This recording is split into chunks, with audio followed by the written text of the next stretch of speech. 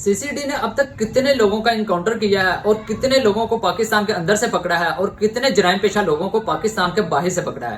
تو دوستوں آپ کو بتاتے چلے کہ پاکستان کے اندر سے اب تک CCD نے جو جرائم پیشہ لوگوں کو پکڑا ہے ان کی تعداد تقریباً 51 سے 52 ہزار ہے، اور پاکستان کے باہر سے جن لوگوں کو پکڑا ہے ان کی تعداد 124 ہے، یعنی کہ جو باہر بیٹھ کر یعنی کہ اس طرح سے جرائم میں ملوث ہے، یعنی کہ قتل کرواتے تھے لوگوں کے تھرو، فون کالز پر اس طرح سے آرڈر دے کر قتل کرواتے تھے، لوگوں کی زمینوں پر قبضہ کرواتے تھے، ان کی تعداد 124 ہے۔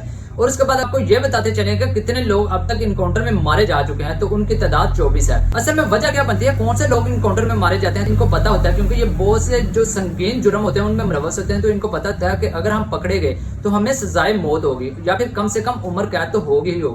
تو یہی وجہ بنتی ہے کہ یہ آگے سے فائل کھول دیتے ہیں اور اس طرح سے انکاؤنٹر میں مارے جاتے ہیں۔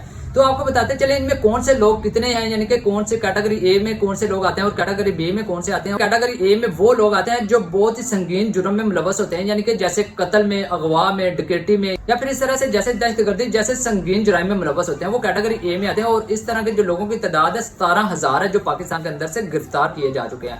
اور اس کے بعد اگر ہم بات کریں جو کیٹیگری بی میں آتے ہیں، وہ جیسے کہ کسی کے ساتھ مار پیٹ کرنا یا دھوکہ دینا، اس طرح سے جو کم جرائم پیشہ لوگ ہوتے ہیں، وہ ان کی تعداد 34,000 ہو چکی ہے۔ اور ان میں 21,000 وہ لوگ ہیں جن کو عدالت نے بلاوا بھیجا لیکن وہ عدالت میں حاضر نہیں ہوئے، یعنی کہ عدالت سے غیر حاضر ہو گئے، بھاگے، چھپ گئے۔ اور اس طرح سے جو لوگ جو مجرم گرفتار ہوئے ان کی تعداد 21,000 ہے۔